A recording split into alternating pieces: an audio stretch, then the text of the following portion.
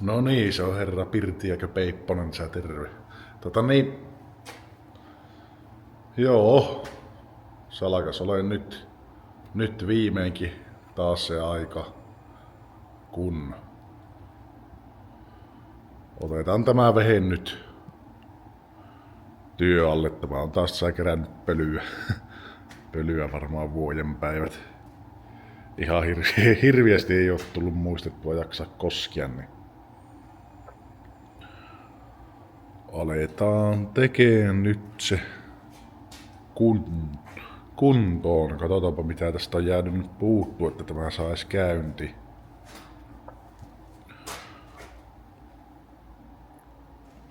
Selkeästi startille ei tuo ainakaan kaapeleita.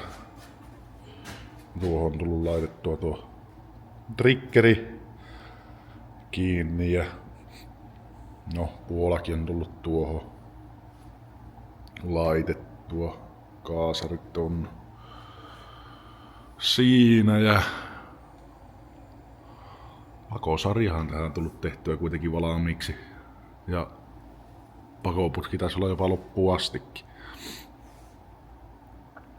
Tähän sitten tulee vielä lämpösuoja tai lämpöeristepelti. Niin ei tuu tänne ylös lämpöä. Jähyttäjä ei voi laittaa vielä paikalle, kun ei tullut uutta, kun meni Angliaan meni tämä jähyti. Häjässä tarvi. Ja sytkäohjauskin on täällä sisällä paikallaan. Päävirtakatkaisija on maapuolelta. Maapuolelta näköjään on se ajatellut laittaa. No niin, tänne pitäisi vetästää plussapuolen piuhat ja tehdä joku katkaisijataulu. Mä kyllä mietin, että vois laittaa ehkä, kun mulla on nämä Sierra omat viikset täällä paikallaan, niin ois kyllä teoriassa laittaa lasinpyyhkiä toimiin. Ehkä sen kautta niin ois nätti käyttää. Ei tarvi sitten välttämättä se ihmeempiä sydämejä tehdä.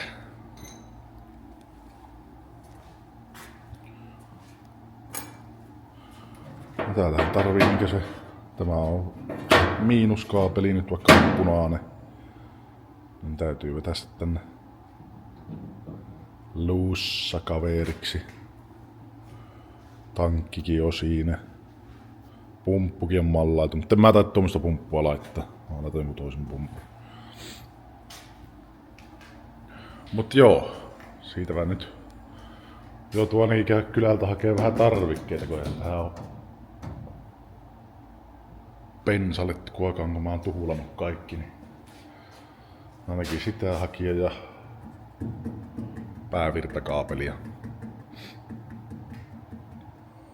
Ja sitten tähän vois jarruputkikin nyppästä ja semmoset turvakartansa on valmiit.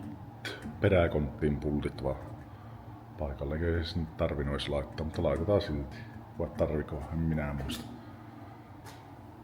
Mut joo, siinä onkin jo vesiletkujen lähökki tässä moottorilla. Tuota mä muistelin, että ei oo, mutta näköjään se onkin.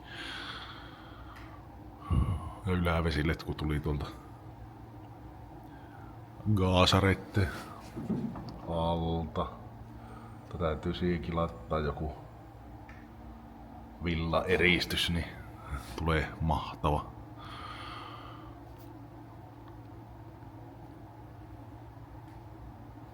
Mut joo.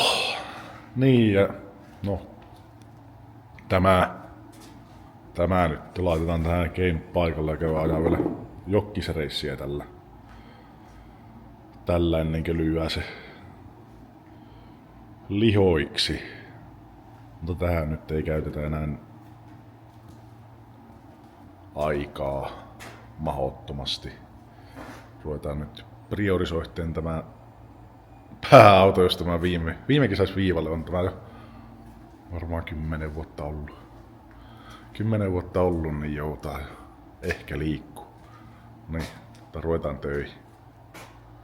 No niin, siinä olisi pari tarvikkeet, niin nuokko saadaan paikalle, niin pitäisi olla käyntiin lähön mahdollista.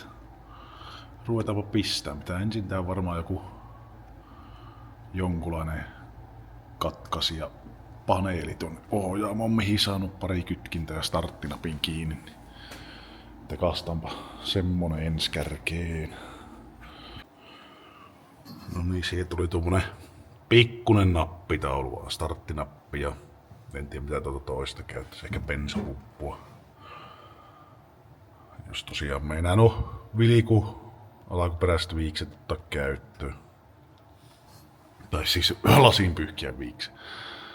Sitten heppasin tuohon tommosen tikuun tuohon, niin voi startin kaapelit vetää siihen nipparilla kiinni, niin ei roiku tuolla pakoputken välissä. Periaatteessa se on nyt, kun laitetaan siihen 3 johtoa paikalle, niin voi koittaa painaa starttinappia, että pyöriikö se koko moottori vai onko mun starttiasennus ihan missä sattuu.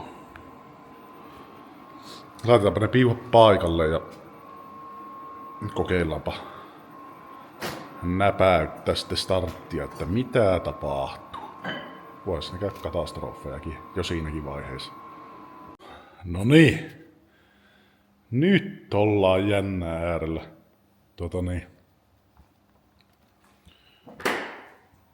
Pitäisi olla periaatteessa starttaukseen vaihtavat piuhat kiinni. Niin. Pitäisikö tätä kokeilla painaa starttia, sitähän voi tapahtua kaikki. Eikä se pakko kanssa on roheita. Sehän voi olla, että se startti ei osu hampaalle, kun se on oma asenteiset patentit, niin kokeilla. Yllänkö mä painaan tästä ikkunan välistä nappia.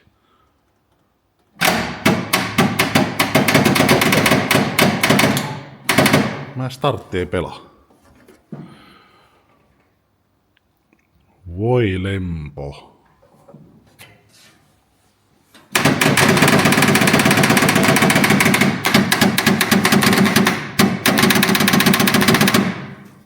Ei pyöri. Omasta mielestä mä kuitenkin tähän laitoin ehjä startin, mutta niin. Voikohan tuo mun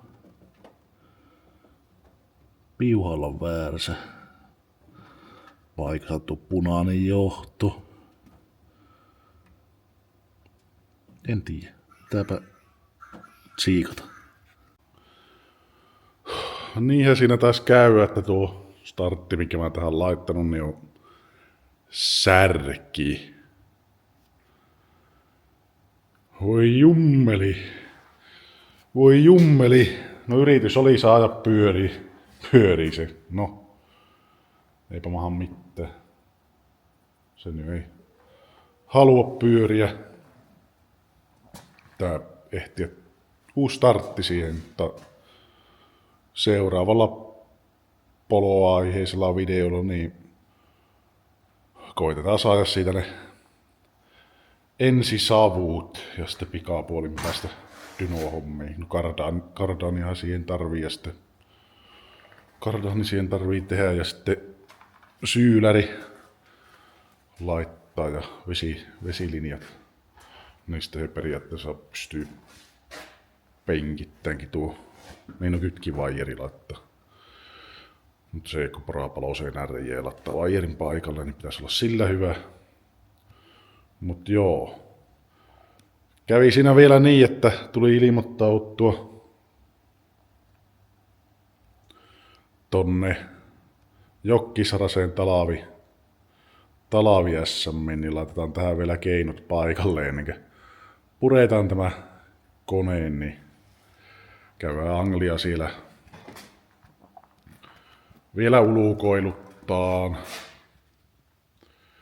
Niin sittenpä se olisi talvikausi varmasti meidän osalta siinä. Ja pääpainohan nyt tulee olemaan tuossa polohommassa.